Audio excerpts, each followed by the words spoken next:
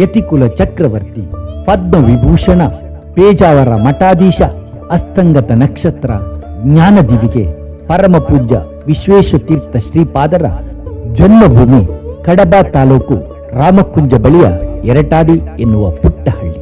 ನಿಸರ್ಗದ ಮಡಿಲ ಈ ಪುಟ್ಟ ಹಳ್ಳಿಯಲ್ಲಿ ಬೆಳೆದವರು ಶ್ರೀಗಳು. 7-8 ಶತಮಾನಗಳ ಹಿಂದೆ ಮಾತೃತತ್ವ ಪ್ರತಿಪಾದಕ ಶ್ರೀ ಮಧ್ವಾಚಾರ್ಯರು ಪಾದಸ್ಪರ್ಶವಿತ್ತು ಬರಗಾಲದಿಂದ ಬೆಂದು ಹೋಗಿದ್ದ ರಾಮಕುಂಜದ ಪುಣ್ಯ ಭೂಮಿಯಲ್ಲಿ ತನ್ನ ತಪಶಕ್ತಿಯಿಂದ ಮಳೆ ಸುರಿಸಿ ಪವಾಡ ಮೆರೆದರು. ಇಂಥ ಪುಣ್ಯ ನೆಲದಿಂದಲೇ ವಿಶ್ವೇಶತೀರ್ಥರ ಗುರುಗಳು ಪೂಜ್ಯ ವಿಶ್ವಮಾನ್ಯ ತೀರ್ಥರು ಹಾಗೂ ಪರಮ ಗುರುಗಳು ಪೂಜ್ಯ ವಿಶ್ವಜ್ಞ ತೀರ್ಥರು ಪೇಜಾವರ ಮಠಾಧಿಪತಿಗಳಾದರು. ಇಂಥ ತಪೋಭೂಮಿಯಲ್ಲಿ ವಿಶ್ವೇಶತೀರ್ಥರಂಥ ವಿಶ್ವಸಂತರೊಬ್ಬರನ್ನು ಜಗತ್ತಿಗೆ ನೀಡಿದ ದಂಪತಿಗಳ 6 ಮಕ್ಕಳಲ್ಲಿ ಇಂದು ನಮ್ಮ ಕಣ್ಣ ಮುಂದೆ ತನ್ನ 80ರ ಹರೆಯದಲ್ಲೂ ಜೀವನೋತ್ಸಾಹದಿಂದ ನಮ್ಮೊಂದಿಗಿರುವ ವಿಶ್ವೇಶತೀರ್ಥರ ಪೂರ್ವಾಶ್ರಮದ ಕುಟುಂಬದ ಕೊನೆಯ ಕೊಂಡಿ ಶ್ರೀ ರಘುರಾಮ ಆಚಾರ್ಯರು. ಪರಮ ಪೂಜ್ಯ ಶ್ರೀಗಳ ಅಗಲಿಕೆಯ ನಂತರ ಪೂಜ್ಯರ ಜೀವನದ ಸಾಧನೆಗಳನ್ನು ಮೆಲುಕು ಹಾಕುತ್ತಾ ಯೋಗಿಯ ಬಾಳಿನೊಂದಿಗೆ ತ್ಯಾಗಿಯಾಗಿ ಸಂತನೊಬ್ಬನ ನೆರಳಾಗಿ ಅವರ ಜೊತೆಗೆ ಸುಮಾರು ಅರ್ಧ ಶತಮಾನಗಳ ಕಾಲ ಪೇಜಾವರ ಮಠದ ದಿವಾನರಾಗಿ ಸೇವೆ ಸಲ್ಲಿಸಿದ ಶ್ರೀ ರಘುರಾಮ ಆಚಾರ್ಯರ ಜೀವನದ ಕಥನದ ಕಡೆಗೆ ಒಂದಷ್ಟು ಬೆಳಕು ಚೆಲ್ಲುತ್ತಿದ್ದೇವೆ. ಪುಟ್ಟ ಬಾಲಕ ವೆಂಕಟರಾಮ ಸನ್ಯಾಸತ್ವ ಸ್ವೀಕರಿಸಿ ಪೇಜಾವರ ಮಠ ಸೇರಿದ ಬಳಿಕ ಯತಿಯ ಆರೈಕೆಗಾಗಿ ಮಠದಲ್ಲೇ ವಾಸ್ತವ್ಯವಿದ್ದ ನಾರಾಯಣ ಆಚಾರ್ಯ ಕಮಲಮ್ಮ ದಂಪತಿಗಳ 6 ಮಕ್ಕಳಲ್ಲಿ ಓರ್ವರು ರಘುರಾಮ ಆಚಾರ್ಯರು. ಹಾಗಾಗಿ ರಘುರಾಮ ಆಚಾರ್ಯರು ಹುಟ್ಟಿದ್ದು ಉಡುಪಿಯಲ್ಲೇ. ರಾಜನೊಬ್ಬನ ಮನದಾಳವನ್ನು ಅರಿತು ಆಗು ಹೋಗುಗಳ ಒಳಿತು ಕೆಡುಕುಗಳ ಅಳೆದು ತೂಗಿ ಕಾಲಕಾಲಕ್ಕೆ ಸಲಹೆ ಸೂಚನೆ ಕೊಡಬಲ್ಲ ಸೂಕ್ಷ್ಮ ಮತಿತ್ವದ ಮಂತ್ರಿ, ಆಡಳಿತದ ದಿಕ್ಸೂಚಿಯಾಗಬಲ್ಲರು. ಮಠದ ದಿವಾನರೊಬ್ಬರು ಇಂತಹ ಸೂಕ್ಷ್ಮ ಮತಿತ್ವ ಹೊಂದಿದಾಗಲೇ ಸಂತರ ನಡೆ ಹಗುರವಾಗಬಲ್ಲದು. ಎಂ ರಘುರಾಮ ಆಚಾರ್ಯರು ಪೇಜಾವರ ಮಠದ ದಿವಾನರಾಗಿ ಅರ್ಧ ಶತಮಾನಗಳ ಕಾಲ ಬಲು ಎಚ್ಚರಿಕೆಯ ಹೆಜ್ಜೆಗಳನ್ನಿಡುತ್ತಾ ಪೂಜ್ಯ ವಿಶ್ವೇಶತೀರ್ಥರಿಗೆ ಬೆನ್ನೆಲುಬಾಗಿ ನಿಂತವರು. ಶ್ರೀಗಳ ಪೂರ್ವಾಶ್ರಮದ ಸಹೋದರರಾದ ಇವರದು ಅವರಂತೆಯೇ ದೇಹಾಕೃತಿ. ಅವರ ಉಡುಗೆ ಕೇಸರಿಯಾದರೆ ಇವರದು ಬಿಳಿ ಪಂಚೆ, ಬಿಳಿ ಜೊಬ್ಬ. ನೇರ ನಡೆ, ಕಠಿಣ ನಿರ್ಧಾರ ಇವರದು. ಶ್ರೀಗಳೇ ಇರಲಿ, ಪ್ರಭಾವಿಗಳೇ ಇರಲಿ, ಮಾತಿನ ಮರ್ಮದ ಇನ್ನೊಂದು ಮಗ್ಗಲ ಬಿಚ್ಚಿಡಬಲ್ಲರು. ನೋಡುಗರಿಗೆ ಕೋಪಿಷ್ಠರಿರಬಹುದು, ಬೆರೆತವರ ಜೊತೆ ಕರುಣಾಮಯಿ. ಆಡಳಿತದ ಗಟ್ಟಿ ನಿರ್ಧಾರಗಳಿಂದ ಎಂತೆಂಥವರು ಇವರ ಮುಂದೆ ತಲೆಬಾಗುವರು. ಇವೆಲ್ಲವೂ ಶ್ರೀಗಳಿಗಾಗಿ ಹಾಗೂ ಮಠದ ಗೌರವಕ್ಕಾಗಿ ಹೊರತು ಪ್ರತಿಷ್ಠೆ ತೋರುವುದಕ್ಕಲ್ಲ. ಇವರ ವಯಸ್ಸು 80. ಪತ್ನಿ ಗೀತಾ, ಮಕ್ಕಳಿಬ್ಬರು ಸಹನಾರಾವ್ ಮತ್ತು ಸ್ನೇಹ ಆಚಾರ್ಯ. ಅಳಿಯಂದಿರು ಶ್ರೀನಿವಾಸರಾವ್ ಹಾಗೂ ವಿಷ್ಣುಮೂರ್ತಿ ಆಚಾರ್ಯ. ಮಕ್ಕಳು ಮೊಮ್ಮಕ್ಕಳನ್ನೊಳಗೊಂಡ ಸಂತೃಪ್ತ ಕುಟುಂಬದ ಯಜಮಾನರು ನಮ್ಮ ದಿವಾನರು.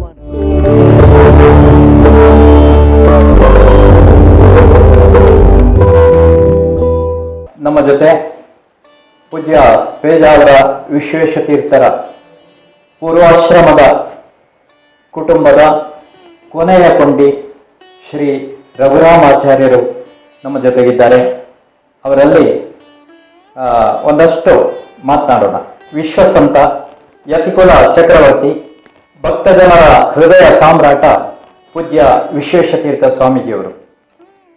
ಜಗತ್ತಿನಲ್ಲಿ ಅತ್ಯಂತ ಪ್ರಸಿದ್ಧರಾದಂತಹ ವಿಶ್ವಸಂತರು ಹುಟ್ಟಿದ್ದು ರಾಮಕುಂಜ ಸಮೀಪದ ಎರಟಾಡಿ ಮನೆಯಲ್ಲಿ. ಈ ಮನೆ ಗುರುಗಳು ಜನಿಸಿದ ಪುಣ್ಯ ಭೂಮಿ, ಪುಣ್ಯ ನೆಲ. ಇದೇ ಜಾಗದಿಂದ ಶ್ರೀ ಮಧ್ವಾಚಾರ್ಯರು ಸುಮಾರು 750 ವರ್ಷಗಳ ಹಿಂದೆ ಉಡುಪಿಯಿಂದ ಕುಕ್ಕೆ ಸುಬ್ರಹ್ಮಣ್ಯ, ಕುಕ್ಕೆ ಸುಬ್ರಹ್ಮಣ್ಯದಿಂದ ಈರಕ್ಕಿ ಮಠ, ಈರಂಕಿ ಮಠದಿಂದ ಈ ಎರಟಾಡಿ ಪುಣ್ಯ ಭೂಮಿಯ ಸನಿಹದಿಂದಲೇ ಕೊಕ್ಕಡ ಪ್ರಾಂತ್ಯಕ್ಕೆ ಹೋದರು ಎನ್ನುವಂಥದ್ದು ಶ್ರೀ ಮಧ್ವವಿಜಯ ಗ್ರಂಥದಲ್ಲಿ ದಾಖಲಾಗಿದೆ.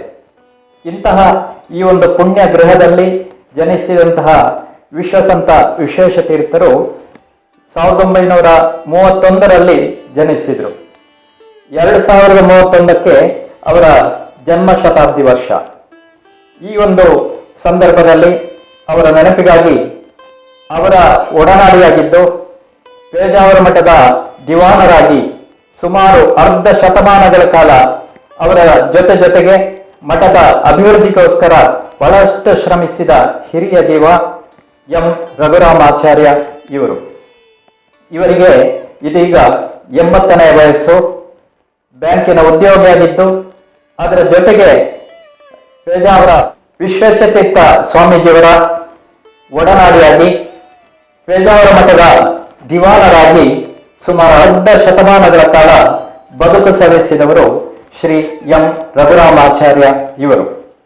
ಪೂಜ್ಯರ ಎಲ್ಲ ವ್ಯವಹಾರಗಳಿಗೆ ಅವರ ಏನು ಸೂಚನೆಯನ್ನು ಕೊಡ್ತಾರೋ ಅದನ್ನೆಲ್ಲ ಮಠದಲ್ಲಿ ಅನುಷ್ಠಾನಕ್ಕೆ ತರುವಲ್ಲಿ ವಿಶೇಷವಾಗಿ ಶ್ರಮಿಸಿದವರು ಶ್ರೀಯುತ ಎಂ ರಘುರಾಮಾಚಾರ್ಯ ಇವರು. ಬ್ಯಾಂಕ್ ಉದ್ಯೋಗಿಯಾಗಿ ಜೊತೆಗೆ ಮಠದ ಸೇವೆಯನ್ನು ಕೂಡ ಇದಕ್ಕಾಗಿ ಬದುಕ ಸಲ್ಲಿಸಿದಂತ ಈ ರಘುರಾಮಾಚಾರ್ಯರಿಗೆ ಇದೀಗ 80 ವರ್ಷ ವಯಸ್ಸು. ಅವರ ಒಂದು ಕುಟುಂಬದ ಒಂದು ಹಿನ್ನೆಲೆಯನ್ನ, ಅವರ ಕುಟುಂಬದ ಸಹೋದರಿಯರ ಒಂದು ಮಾಹಿತಿಯನ್ನ ಅವರಲ್ಲಿ ಇದೀಗ ಮೊದಲಾಗಿ ನಾನು ಅವರಲ್ಲಿ ಪರಿಚಯಿಸಬೇಕು ಅಂತ ಕೇಳ್ತಾ ಇದ್ದೇನೆ. ನಮಸ್ಕಾರ. ನಾವು ಸ್ವಾಮೀಜಿಯವರು ಸೇರಿ 3 ಜನ ಅಣ್ಣ ತಮ್ಮಂದಿರು, 3 ಜನ ಸಹೋದರಿಯರು. ಮೊದಲನೆಯವರು ಅಕ್ಕ ಲಕ್ಷ್ಮೀದೇವಿ ಅಂತ, ಎರಡನೆಯವರು ಸ್ವಾಮೀಜಿಯವರು ವೆಂಕಟರಮ ಅಂತ, ಮೂರನೆಯವರು ಮಧುಸೂದನಾಚಾರ್ಯ, ನಾಲ್ಕನೆಯವರು ವಸಂತಿ, ಐದನೆಯವರು ಕುಸುಮ, ಕೊನೆಯದಾಗಿ ನಾನು ರಘುರಾಮಾಚಾರ್ಯ. 6 ಮಂದಿ ಮಕ್ಕಳಲ್ಲಿ ಈಗ ನಾನು ಒಬ್ಬನೇ ಉಳಿದವರೆಲ್ಲ ತೀರಿ ಹೋಗಿದ್ದಾರೆ. ಪೂಜ್ಯ ವಿಶ್ವೇಶತೀರ್ಥ ಸ್ವಾಮೀಜಿಯವರ ಪೂರ್ವಾಶ್ರಮದ ಹೆಸರು ಕೆಲವು ಕಡೆಗಳಲ್ಲಿ ವೆಂಕಟರಮಣ, ಇನ್ನು ಜಾತಕದ ಪ್ರಕಾರ ವೆಂಕಟರಾಮ ಅಂತ ಇದೆ. ಅದರ ಬಗ್ಗೆ ತಮ್ಮ ಅನುಭವದ ಮಾತನ್ನು ದಯವಿಟ್ಟು ತಿಳಿಸಬೇಕು ಅಂತ ವಿನಂತಿ. ವೆಂಕಟರಮಣ ಎಂಬುದು ಹೇಗೆ ಬಂತು ಅಂತ ಗೊತ್ತಿಲ್ಲ.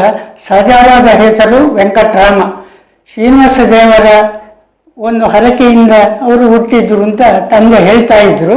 ವೆಂಕಟರಮಣ ಎಂಬುದು ನಮ್ಮ ಅಜ್ಜನ ಹೆಸರು ಮತ್ತು ಶ್ರೀನಿವಾಸ ದೇವರ ಹೆಸರು ಒಟ್ಟಾಗಬೇಕು ಅಂತ ವೆಂಕಟರಾಮ ಅಂತ ಈ ಹೆಸರು ಇಟ್ಟಿರುವುದಾಗಿ ತಂದೆ ಹೇಳ್ತಾ ಇದ್ದದನ್ನು ಕೇಳಿದ್ದೇನೆ. ತಾವು ಪೇಜಾವರ ಮಠಾಧೀಶರ ಅವರ ಬಾಲ್ಯದ ಬದುಕಿನಲ್ಲಿ ಜೊತೆಯಾಗಿ ನಿಂತವರು. 50 ವರ್ಷಗಳ ತಮ್ಮ ಮಠದ ಸೇವೆ ಅದು ಬಲು ದೀರ್ಘಾವಧಿಯದ್ದು. ಮಠ ಮತ್ತು ನಿಮ್ಮ ನಂಟು ಹೇಗೆ ಬೆಳೆಯಿತು, ಅದರ ಕಡೆಗೆ ಒಂದು ಸ್ವಲ್ಪ ಬೆಳಕು ಚೆಲ್ಲಬೇಕು ಅಂತ. ನನಗೂ ಶ್ರೀಗಳಿಗರಿಗೂ ಬಾಲ್ಯದ ನಂಟು ಯಾವುದೂ ಇಲ್ಲ. ಯಾಕೆ ಹೇಳಿದರೆ, ನಾನು ಶ್ರೀಗಳವರಿಗೆ ಆಶ್ರಮ ಆಗಿ 8 ವರ್ಷದ ನಂತರ ಹುಟ್ಟಿದವ. ಆದ್ದರಿಂದ ವಿಶೇಷ ನನಗೆ ಬುದ್ಧಿ ಬರುವಾಗ 5-6 ವರ್ಷ ಆಗುವಾಗ ಅವರು 16 ವರ್ಷ 18 ವರ್ಷದ ಯುವಕನಾಗಿದ್ದು ಪರ್ಯಾಯದ ವ್ಯವಸ್ಥೆಯಲ್ಲಿ ಇದ್ದರು. ಹಾಗಾಗಿ ಸಣ್ಣದಿನಲ್ಲಿ ನನಗೆ ಏನೂ ಇದಿಲ್ಲ. ಮೊದಲೆಲ್ಲ ಹೇಗೆ ಅಂತ ಹೇಳಿದರೆ, ಪರ್ಯಾಯ ಸಮಯದಲ್ಲಿ ನಾನು 5-6 ವರ್ಷದ ಹುಡುಗ, ಪರ್ಯಾಯವನ್ನು ತಿಳಿದಿದ್ದೇನೆ. ಕೆಲವು ಸಂದರ್ಭಗಳು ನೆನಪಿದೆ ಅಷ್ಟೇ ಹೊರತು ಮೊದಲ ಪರ್ಯಾಯದಲ್ಲಿ ನನ್ನ ವಿಶೇಷ ಪಾತ್ರ ಏನೂ ಇಲ್ಲ. ಪರ್ಯಾಯದ ನಂತರ ಶ್ರೀಗಳವರು ನಿರಂತರ ಸಂಚಾರದಲ್ಲಿ ಇದ್ದದ್ದರಿಂದ ಅವರು ಸಾಮಾನ್ಯ 2-3 ತಿಂಗಳಿಗೊಮ್ಮೆ ಉಡುಪಿಗೆ ಬಂದು ಮಕರ ಸಂಕ್ರಮಣ, ಹೀಗಾಗಿ ದೊಡ್ಡ ಸಪ್ತೋತ್ಸವ ಇಂಥ ಸಂದರ್ಭಗಳಲ್ಲಿ ಬಂದು ಹೋಗ್ತಾ ಇದ್ದರಷ್ಟೇ ಹೊರತು ಮಠದಲ್ಲಿ ಇದ್ದದ್ದು ಕಡಿಮೆ. ಹಾಗಾಗಿ ಸಂಧಿನಲ್ಲಿಯೂ ಶ್ರೀಗಳವರ ವಿಶೇಷ ಪರಿಚಯ ನನಗಿಲ್ಲ. ನಾನು ಕಾಲೇಜ್ ಎಜುಕೇಷನ್ ಮುಗಿಸಿದ ಸಂದರ್ಭದಲ್ಲಿ 2ನೇ ಪರ್ಯಾಯ ಬಂತು. ಆ ಸಂದರ್ಭದಲ್ಲಿ ನನಗೆ ಪರ್ಯಾಯದ ಕೆಲಸಗಳಲ್ಲಿ ಸೇರಿಕೊಂಡು ಮುಂದುವರಿಸಿ ಶ್ರೀಗಳವರ ಸಂಪರ್ಕ ಸ್ವಲ್ಪ ಹೆಚ್ಚು ಆ ನಂತರ ಆಯಿತು ಅಂತ, ಸಾಮಾನ್ಯ 68ನೇ ಇಸ್ವಿಯಿಂದ ಜಾಸ್ತಿ ಆಯಿತು ಅಂತ ಹೇಳಿ ಬರ್ತೇನೆ. ತಾವು ಹೇಳಿದ್ರಿ ಪೇಜಾವರ ಶ್ರೀಗಳು ಹೆಚ್ಚು ಸಂಚಾರದಲ್ಲೇ ಇದ್ದರು ಅಂತ. ಅವರು ಸಂಚಾರದ ಸ್ವಾಮಿಗಳು ಅಂತಲೇ ಎಲ್ಲರೂ ಅವರನ್ನ ಹೇಳ್ತಾ ಇದ್ರು. ಏನಿದ್ರು ಕೂಡ ಗುರುಗಳ ಒಂದು ವ್ಯವಸ್ಥೆಗೆ ಪ್ರಧಾನ ಕಚೇರಿ ಪೇಜಾವರ ಮಠ. ಆ ಪೇಜಾವರ ಮಠದಲ್ಲಿ ದಿವಾನರಾಗಿ ನಿಮಗೆ ತುಂಬಾ ಜವಾಬ್ದಾರಿ ಇದ್ದಿರ್ಬೋದು. ಮಠ ನಡೆಸಬೇಕು, ಶಿಷ್ಯರನ್ನ ನೋಡಿಕೊಳ್ಬೇಕು, ಇನ್ನಿತರ ಪತ್ರ ವ್ಯವಹಾರಗಳೇನಾದ್ರೂ ಇದ್ರೆ ಅದನ್ನೆಲ್ಲ ನಡೆಸಿಕೊಳ್ಬೇಕು. ಹೀಗೆ ಗುರುಗಳು ಮತ್ತು ನಿಮ್ಮ ಒಡನಾಟ ಹೇಗಿತ್ತು? ಅಂದಿನ ಕಾಲದಲ್ಲಿ ಮೊಬೈಲ್ ಇರಲಿಲ್ಲ, ಸ್ಥಿರ ದೂರವಾಣಿ ಮಾತ್ರ ಇದ್ದದ್ದು. ಯಾವ ರೀತಿಯಲ್ಲಿ ನಿಮ್ಮ ವ್ಯವಹಾರಗಳೆಲ್ಲ ನಡೀತಾ ಇತ್ತು? ಮೊದಲಿನ ಕಾಲದಲ್ಲಿ ಈ ವಿಶೇಷವಾದ ಶ್ರೀಗಳವರ ಸಂಚಾರ ಹೇಳಿದರೆ ಅದು 2-3 ತಿಂಗಳಿಗೊಮ್ಮೆ ಉಡುಪಿಗೆ ಬರುವುದು. ಮಧ್ಯದಲ್ಲಿ ಆಗಿ ಬರ್ತಿರ್ಲಿಲ್ಲ. ವರ್ಷಕ್ಕೊಂದು 3-4 ಸಲ ಬಂದರೆ ವಿಶೇಷ. ಆದರೆ ಆ ಸಂದರ್ಭದಲ್ಲಿ ತಂದೆಯವರು ವ್ಯವಹಾರವನ್ನು ನೋಡಿಕೊಳ್ತಾ ಇದ್ರು. ತಂದೆ ನಾರಾಯಣಾಚಾರ್ಯರು, ತಾಯಿ ಕಮಲಮ್ಮ. ತಂದೆಯವರು ವ್ಯವಹಾರಗಳನ್ನು ನೋಡಿಕೊಳ್ತಾ ಇದ್ರು. ಮೊದಲಿನ ವರ್ಷಗಳಲ್ಲಿ ಈಗ ಭೂಮಸೂದೆ ಬಾರದ ಇದ್ದಿದ್ದರಿಂದ ಗೇಣಿ ವಸೂಲಿ ದೊಡ್ಡ ಜವಾಬ್ದಾರಿಯಾಗಿತ್ತು. ಅದನ್ನು ತಂದೆಯವರೇ ನಡೆಸ್ತಾ ಇದ್ದವು. ಬೇರೆ ಬೇರೆ ಅವರ ಹಾಲು ಹವಾಲುಗಳನ್ನು ಕೇಳಿ ಕಡಿಮೆ ಮಾಡುವುದು, ಹೆಚ್ಚು ಮಾಡುವುದು ಎಲ್ಲ ಇತ್ತಿತ್ತು. ಅದನ್ನೆಲ್ಲ ತಂದೆಯವರು ನೋಡಿಕೊಳ್ತಾ ಇದ್ರು. ಆಗ ನಾನು ಜವಾಬ್ದಾರಿ ಏನಿಲ್ಲ. ನನಗೆ ಜವಾಬ್ದಾರಿ ಬಂದದ್ದು 2ನೇ ಪರ್ಯಾಯದಲ್ಲಿ. ಆಗ ತಂದೆಯವರಿಗೆ ಅಸೌಖ್ಯ ಇದ್ದದ್ದರಿಂದ SV ತೋಳ್ಪಾಡ್ತಾರಿಂದ ನನ್ನ ಭಾವ ವ್ಯವಹಾರ ನೋಡಿಕೊಳ್ತಾ ಇದ್ರು. ಅವರಿಗೂ ಸ್ವಲ್ಪ ಇಷ್ಟು ಕೆಲಸ ಮಾಡಲಿಕ್ಕೆ ಸಾಧ್ಯವಾಗುವುದಿಲ್ಲ ಅಂತ ಹಣಕಾಸು ವ್ಯವಹಾರವನ್ನು ನೋಡಿಕೊಳ್ಳಕ್ಕೆ ನನ್ನನ್ನು ನೇಮಿಸಿದರು. ಮುಂದಕ್ಕೆ ಅವರ ನಂತರ ನಾನು ದಿವಾನರಾಗಿ ಮುಂದುವರಿದೆ. 4 ಪರ್ಯಾಯಗಳಲ್ಲಿ ವಿಶೇಷ ಜವಾಬ್ದಾರಿಯನ್ನು ತಾವು ಹೊತ್ತಿದ್ದೀರಿ. 1ನೇ ಪರ್ಯಾಯದಲ್ಲಿ 2ನೇ ಪರ್ಯಾಯದಲ್ಲಿ ಹಣಕಾಸು ನೋಡಿಕೊಳ್ಳುವ ಜವಾಬ್ದಾರಿ ಇತ್ತು. 3ನೇ ಪರ್ಯಾಯ 4, 5 ಅವರ ಸೂಚನೆಗಳೆಲ್ಲ ಸ್ಥಿರ ದೂರವಾಣಿ ಮೂಲಕ ತಮಗೆ ಬರ್ತಾ ಇತ್ತು.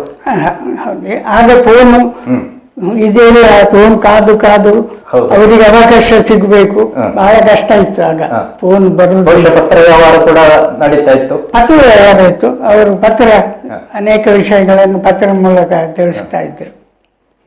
ನಾನು ತಿಳ್ಕೊಂಡಂತೆ ತಾವು ಬ್ಯಾಂಕ್ ಉದ್ಯೋಗಿಯಾಗಿ ಕೂಡ ನಿಮ್ಮ ಬದುಕನ್ನ ಕಟ್ಟಿಕೊಂಡಿದ್ದೀರಿ. ಈಚೆಯಿಂದ ಬ್ಯಾಂಕ್ ಉದ್ಯೋಗ, ಆಚೆಯಿಂದ ಪೇಜಾವರ ಮಠದ ದಿವಾನಗಿರಿ.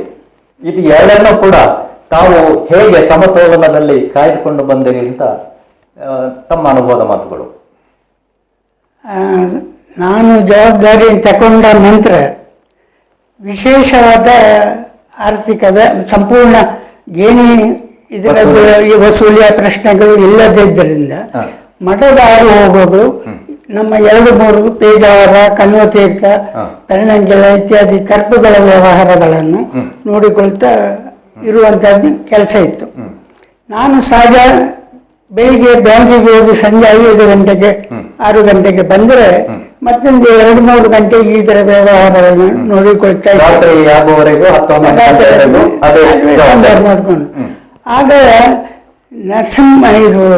ಶ್ಯಾಂಪಾಳನೆಯರು ಅಂತ ಮೊದಲಿನಿಂದ ಉಡುಪಿಯವರು, ನೀರಜವರು ಅಲ್ಲಿಗೆ ಶಿಫ್ಟ್ ಆಗ್ತಾರೆ. ಒಟ್ಟಿಗೆ ಉಡುಪಿಗೆ ಬಂದವರು. ಅವರು ವಿಶೇಷ ಅವರ ಅಧೀನದಲ್ಲೇ ನಾನು ಮಠದ ವ್ಯವಹಾರಗಳನ್ನು ಕಲಿತುಕೊಂಡೆ. ಅವರು ಕೊನೆಯ ತನಕವೂ ಮಠದ ಇದರಲ್ಲೇ ಇದ್ದರು. ಹಾಗಾಗಿ ಲೆಕ್ಕಪತ್ರ ನೋಡೋದು, ವ್ಯವಹಾರ, ಮತ್ತೆ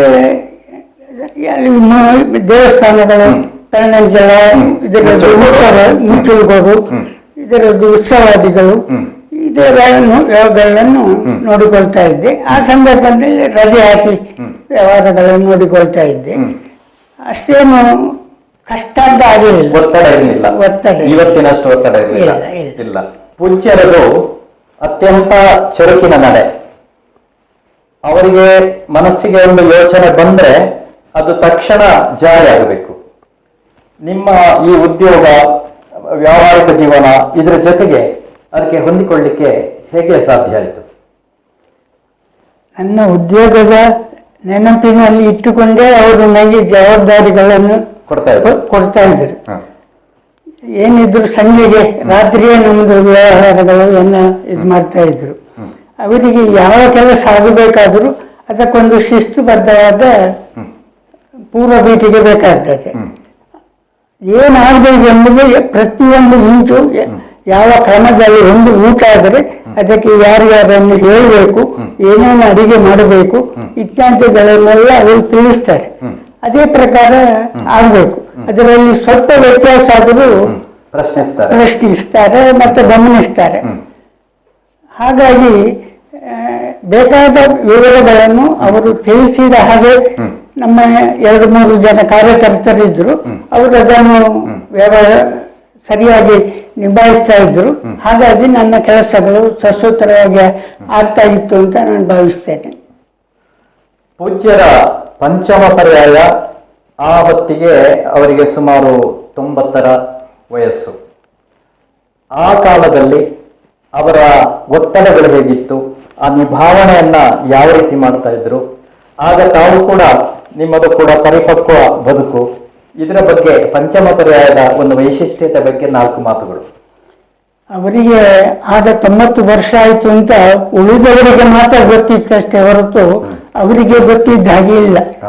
ಯಾಕೆ ಹೇಳಿದ್ರು, ಬೆಳಗಾತ 5 ಗಂಟೆಗೆ ಎದ್ದರೆ ಮಧ್ಯಾಹ್ನ ಒಂದು 2ರಿಂದ 2:30 ಗಂಟೆ ತನಕ ವಿಶ್ರಾಂತಿ, ಆಮೇಲೆ ರಾತ್ರಿ 11 ಗಂಟೆಯೋ 12 ಗಂಟೆಗೂ ವಿಶ್ರಾಂತಿ ಹೊರತು ಅಷ್ಟು ಹೊತ್ತು ಅವರು ಕಾರ್ಯಪ್ರವರ್ತರಾಗಿ ಇರ್ತಿದ್ರು. ಜಪ, ಪೂಜೆ, ಅನೇಕ ಇತ್ಯಾದಿಗಳ ಹೊರತಾಗಿ ಸಾರ್ವಜನಿಕರ ಭೇಟಿ, ಮರುದಿನದ ಏನು ವ್ಯವಸ್ಥೆಗಳನ್ನೆಲ್ಲ ನಮಗೆ ಮುಂಚಿನ ದಿವಸವೇ ತಿಳಿಸುವುದು, ಸಾರ್ವಜನಿಕ ಭೇಟಿ, ಉಪನ್ಯಾಸ, ರಾಜಾಂಗಣ ಕಾರ್ಯಕ್ರಮ. ಅದಾಗಿ ರಾಜಾಂಗಣದಲ್ಲಿ ಯಾವುದೇ ಒಂದು ಸಾಂಸ್ಕೃತಿಕ ಕಾರ್ಯಕ್ರಮ ಆದರೂ ಒಂದು ಅರ್ಧ ಗಂಟೆ ಆದರೂ ಅದನ್ನು ನೋಡುವಂತ ಬರ್ಬತ್ತ. ಅದು ಅವರಿಗೆ ಅದು ನೋಡೋದಿದ್ರೆ ಸಮಾಧಾನ, ಅವರಿಗೂ ಸಮಾಧಾನ ಇಲ್ಲ, ಇವರಿಗೂ ಸಮಾಧಾನ. ಹಾಗಾಗಿ ಬೆಳಗ್ಗಿನಿಂದ ಸಂಜೆ ತನಕ ಕಾರ್ಯಕ್ರಮ. ಅದರಲ್ಲಿ ಅವರ ಪ್ರಾಯದ ಇದು ನಮ್ಗೆ ಲೆಕ್ಕಾಚಾರ ಇರಲಿಲ್ಲ ಅಂತ ಭಾವನೆ. ಆ ಪ್ರಾಯದಲ್ಲಿ ಅವರಷ್ಟು ವ್ಯವಹಾರವನ್ನು ಮಾಡ್ತಾ ಇದ್ದದ್ದು ಆಶ್ಚರ್ಯ, ನಮಗೆ ಆಶ್ಚರ್ಯ.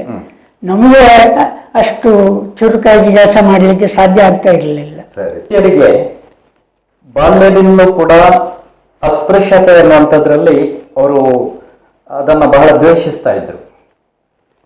ಇದಕ್ಕೆ ಸಂಬಂಧಪಟ್ಟು ಮಠದಲ್ಲಿ ನಡೆದ ಏನಾದರೂ ಘಟನೆಗಳು ತಮ್ಮ ನೆನಪಿಗೆ ಏನಾದರೂ ಬರ್ತವ? ಅವರು ಹರಿಜನ ಕಾಲೋನಿಗೆ ಪ್ರವೇಶ ಮಾಡುವ ಎಷ್ಟೋ ವರ್ಷಗಳ ಹಿಂದೆ ಮಠದಲ್ಲಿ ಒಂದು ಘಟನೆ ನಡೆದದ್ದು ನಾನು ಕಣ್ಣಾರೆ ಕಂಡಿದ್ದೇನೆ. ಪೇಜಾವರ ಗ್ರಾಮದಲ್ಲಿ ವಸೂಲಿಗೆ ಆಗ ಶ್ರೀಗಳವರು ಹೋಗಿ ಅವರ ಒಕ್ಕಲುಗಳನ್ನು ವಿಚಾರ ಮಾಡಿ ಅವರ ಕಷ್ಟ ಸುಖಗಳ ಮಾತಾಡಿ ಅವರಿಗೆ ರಿಯಾಯಿತಿ ಮಾಡುವಂಥದ್ದೆಲ್ಲ ಮಾಡುವ ಸಂಪ್ರದಾಯ ಇತ್ತು. ಮಠದ ಹೊರಾಂಗಣದಲ್ಲಿ ಕೂತ್ಕೊಂಡು ಈ ಕೆಲಸಗಳೆಲ್ಲ ನಡೀತಾ ಇತ್ತು. ಆಗ ಒಬ್ಬ ಬಂದು ಬಾಗಿಲಿನ ಹೊರಗಿನ ನಿಂತು ಕೇಳ್ತಾ ಇದ್ದ. ಅಷ್ಟಾಗ ಸ್ವಾಮಿಗಳು ಹೇಳಿದರು, ಒಳಗೆ ಬಾ ಅಂತ. ಅಷ್ಟಾಗ ಪಕ್ಕದಲ್ಲಿ ಕುಳಿತುಕೊಂಡಿದ್ದ ಒಬ್ಬ ವ್ಯಕ್ತಿ ಅವ ಒಳಗೆ ಬರುವವ ಅಲ್ಲ. ಅಷ್ಟಾಗ ಇವರು ಏನು ಖಂಡಿತ ಏನು ಕೂಡಲೇ ಅವನನ್ನು ಒಳಗೆ ಬರಬೇಕು ಅಂತ ಹೇಳಿ ಅವನಿಗೆ ಮಠದ ಒಳಗೆ ಬಂದು ಅವನ ಹತ್ರ ವ್ಯವಹಾರ ಮಾಡಿದ್ದಾರೆ. ಅಲ್ಲಿಯೇ ಅವರ ಮನಸ್ಸಿನಲ್ಲಿ ಈ ಹರಿಜನ, ಈ ಪ್ರವೇಶಗಳು, ಉತ್ಸವದ ಮಠದ ಮುಚ್ಚಲ್ಗೋಡು ಕರ್ಣದೇವಿ ಉತ್ಸವಕ್ಕೆ ಹರಿಜನರು ಬಂದು ಅನ್ನದಿಂದ ಹೊರಗೆ ಡೋಲು ಬಾರಿಸುವುದನ್ನು ಅವರು ಒಳಗೆ ಬಂದು ಮಾಡಿಸ್ಬೇಕು ಅಂತ ಹೇಳ್ತಿದ್ರು. ಇದೆಲ್ಲ ಈ ಹರಿಜನ ಪ್ರವೇಶದ ಮೊದಲನೇ ಕತೆ. ಅವರು ಬಾಲ್ಯದಿಂದಲೂ ಹರಿಜನರ ಬಗ್ಗೆ. ಅಂದ್ರೆ ಇದು ಸುಮಾರು 1964ನೇ ಇಸವಿ ಇರಬೇಕು. 64. ನಾನು ಹುಡುಗ, ನಾನು ಬಂದಾಗ ನೋಡಿದ್ದು ಹೈಸ್ಕೂಲ್ ಹುಡುಗ. ಇದು ಕಾಲೇಜಿಗೆಲ್ಲ ಹೋಗೋ ಬದಲೇ 60 ಹಿಂದೆ. ಅಸ್ಪೃಶ್ಯತೆಯನ್ನ ಅಷ್ಟೋ ವರ್ಷಗಳ ಹಿಂದೆ ಸುಮಾರು 60 ಮನಸ್ಸಿನಲ್ಲಿತ್ತು. ಆಗ ಇದೆಲ್ಲ ಬೆಳಕಿಗೆ ಬರಲಿಲ್ಲ. ಇದು ಬೆಂಗಳೂರಲ್ಲಿ ಹರಿಜನ ಕಾಲೇಜು ಓದದ್ದು ಪ್ರಚಾರಕ್ಕೆ ಬಂದು ಅಲ್ಲಿಂದ ಇರಾದೇಶ ಹೊರತು ಅವರು ಬಾಲ್ಯದಲ್ಲಿಯೂ ಮನಸ್ಸಿನಲ್ಲಿ ಇದ್ದ ಪ್ರಶ್ನೆ ಅಸ್ಪೃಶ್ಯತೆಯ ವಿರೋಧವಾಗಿ. ಪೂಜ್ಯರ ಶಿಷ್ಯ ಪ್ರೇಮ ಅತ್ಯಂತ ಜನಜನಿತ. ಅವರು ಬೇಕಾದರೆ ಖಾಲಿ ಹೊಟ್ಟೆಯಲ್ಲಿ ಕುಳಿತುಕೊಳ್ತಾ ಇದ್ರು. ಶಿಷ್ಯರು ಒಂದು ದಿನವೂ ಒಂದು ಕ್ಷಣವೂ ಖಾಲಿ ಹೊಟ್ಟೆಯಲ್ಲಿ ಇರಬಾರ್ದು, ಅವರಿಗೆ ಮೃಷ್ಟಾನ್ನ ಭೋಜನ ನೀಡಲೇಬೇಕೆನ್ನುವಂತಹ ಒಂದು ಚಿಂತನೆ ಇದ್ದವರು. ಅದಲ್ಲದೆ ಹಲವಾರು ರೀತಿಯಲ್ಲಿ ಶಿಷ್ಯ ಪ್ರೇಮವನ್ನ ಮೆರೆದವರು. ಆ ಬಗ್ಗೆ ತಮಗೆ ನೆನಪಿರುವ ಒಂದೆರಡು ಘಟನೆಗಳನ್ನು ಹೇಳಬಹುದಾ? ಒಂದು ಸಂದರ್ಭದಲ್ಲಿ ವಿದ್ಯಾರ್ಥಿಗಳಿಗೆ ಸ್ವಾಮಿಯವರಿಗೆ ಮಾತ್ರ ಈ ಅಭಿಷೇಕ ಹೋದಲ್ಲಿ ಕೆಲವು ಸಂದರ್ಭಗಳಲ್ಲಿ ಸ್ವಾಮಿಯವರಿಗೆ ಮಾತ್ರ ಸ್ವೀಟ್ ಮಾಡಿ ಸಾರ್ವಜನಿಕ ಹೊರ ಪಂಕ್ತಿಗಳಿಗೆ ಸ್ವೀಟ್ ಮಾಡ್ತಿರಲಿಲ್ಲ. ಇಲ್ಲಿ 2 ಮಾಡಿದರೆ ಇಲ್ಲಿ ಒಳಗೆ ಹೊರಗೆ 1 ಈ ನಮೂನೆ ಮಾಡ್ತಾ ಇದ್ದದ್ದು ಇವರ ಗಮನಕ್ಕೆ ಬಂದಿರಲಿಲ್ಲ. ಒಂದು ಸಲ ಗಮನಕ್ಕೆ ಬಂದು ಅವರು ಕೆಲವು ಸಮಯ ಸ್ವೀಟ್ ತಿನ್ನೋದನ್ನೇ ಬಿಟ್ಟರು. ಹೊರಗೆ ಏನು ಮಾಡ್ತೀರೋ ಅದು ತನಗೂ ಅಷ್ಟೇ ಆಗಬೇಕು. ಎಷ್ಟು 1 ತಿಂಗಳ ಮೇಲೆ ಸ್ವೀಟ್ ತಗೊಳ್ಳುವುದನ್ನು ನಿರಾಕರಿಸಿದರು. ಕಡೆಗೆ ಇದು ಮಾಡಿ ಯಾರು ಎಲ್ಲಿಯೂ ಈಗ ಒಳಗೂ ಹೊರಗೂ ಭೇದ ಮಾಡಲಿಕ್ಕೆ ಇಲ್ಲ. ವಿಶೇಷವಾಗಿ ಜನರಿಗೆ ವ್ಯತ್ಯಾಸ ಮಾಡುವಂಥದ್ದನ್ನು ಅವರು ಎಲ್ಲಿಯೂ ಒಪ್ಪುವುದಿಲ್ಲ. ಎಲ್ಲಿವರೆಗೆ ಇತ್ತು ಅಂತ ಹೇಳಿದರೆ ಮೊನ್ನೆ ಕಳೆದ ಪರ್ಯಾಯದಲ್ಲಿ ಭೋಜನ ಶಾಲೆಗೂ ಚೌತಿ ಅಂಥದ್ದೇ ಊಟ ಮಾಡಬೇಕು ಅಂತ ಊಟ ಹಾಕಬೇಕು ಅಂತ ಪ್ರಯತ್ನಿಸಿತು. ಆದರೆ ಅಷ್ಟು ಐಟಮು ಅಷ್ಟು ಇದೆಲ್ಲ ಮಾಡಿಕೊಂಡು ಅದು ಹೆಚ್ಚು ಆಗ್ತಾ ಇರ್ತದೆ. ಜನಸಂಖ್ಯೆ ಅದನ್ನು ಹೆಚ್ಚು ಕಡಿಮೆ ಮಾಡುವುದು ಕಷ್ಟ ಅಂತ ಹೇಳಿ ಕಡೆಗೆ ಪಾಯಸ ಮತ್ತು ಸ್ವೀಟ್ ಭೋಜನ ಶಾಲೆಗೆ ಪ್ರಾರಂಭ ಮಾಡಿದ್ದು ಇವರೇ. ಒಂದು ಸೆಕ್ಷನ್ ನಿತ್ಯ ಸ್ವೀಟ್ ಮಾಡ್ತಾ ಇತ್ತು. 7 ದಿನಕ್ಕೆ 7 ಸ್ವೀಟನ್ನು ಅವರೇ ಬರೆದು ಕೊಟ್ಟಿದ್ದಾರೆ. ಅದೇ ಸ್ವೀಟ್ ಮಾಡಿ ಭೋಜನ ಶಾಲೆಗೆ ಪಾಯಸ ಯಾವುದು ಸ್ವೀಟ್ ಯಾವುದು ಅಂತ.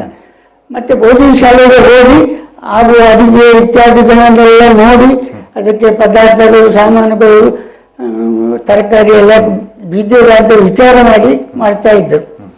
ಅದಕ್ಕಿಂತ ಒಂದು ಬಹಳ ಹಿಂದಿನ 1968ರ ಘಟನೆ.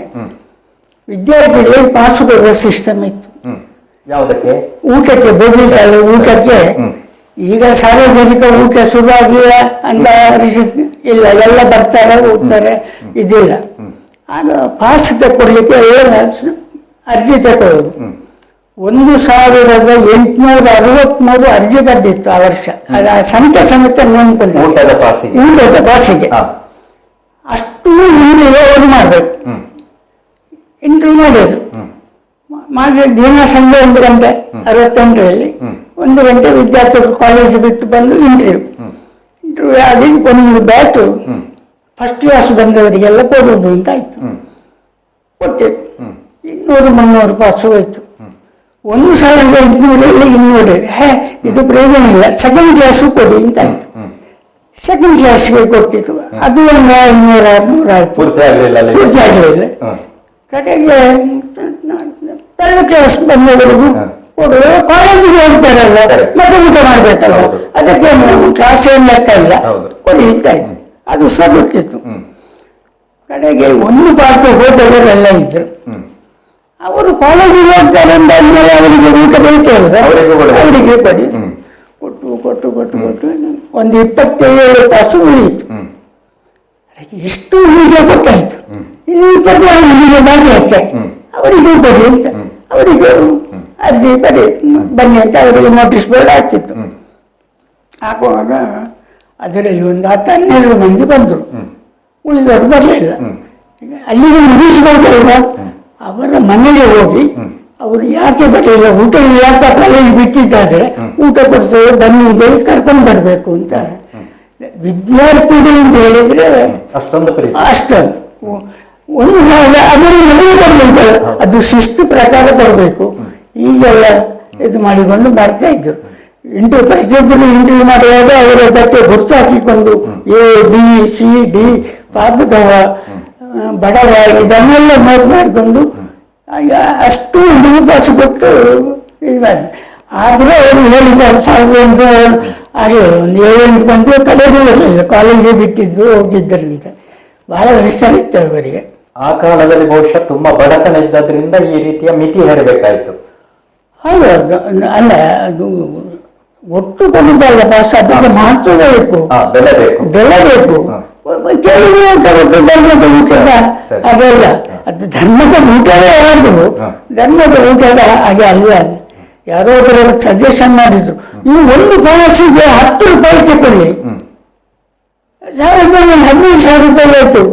ಅದರಿಂದ ಒಂದು ನ್ಯಾಯಾಧೀಶದ ಬಳಿಗೆ ಆಗುದಿಲ್ಲ, ಅದು ತಕೊಂಡ್ರೆ ಧರ್ಮದ ವಿದ್ಯಾರ್ಥಿಗಳಿಗೆ ಸಹಾಯ ಮಾಡಿದಾಗ ಆಗುದೇ ಇಲ್ಲ ಅಂತ ಅವರದ್ದು ಇತ್ತು.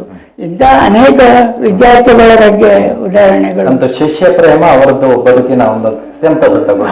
ಪರಮ ಪೂಜ್ಯ ವಿಶ್ವೇಶತೀರ್ಥರು ಕ್ಷಮಾಗುಣಕ್ಕೆ ಬಹಳ ಹೆಸರುವಾಸಿಯಾದವರು. ಸಾಕಷ್ಟು ಕಥೆಗಳನ್ನ ನಾವು ಕೇಳಿದ್ದೇವೆ. ತಮ್ಮ ನೆನಪಿನಲ್ಲಿರುವ ಒಂದು ಘಟನೆಯನ್ನ ಹೇಳಬಲ್ಲಿರ? ಅನೇಕ ಘಟನೆಗಳು ಇದೆ. ಯಾವುದೇ ಒಂದು ಮಠದಲ್ಲಿ ತಕರಾರು ಬಂದಾಗ ಅದನ್ನು ನಾವು ತೀರ್ಮಾನ ಮಾಡುವ ಕ್ರಮ ಇಲ್ಲ. ಯಾಕೆ ಹೇಳಿದರೆ ನಮ್ಮ ತೀರ್ಮಾನವು ಅವರ ಬಳಿಗೆ ಹೋಗಿ ನಮಗೆ ವಿರೋಧ ಆಗುವ ಸಂದರ್ಭಗಳು ಇರ್ತದೆ.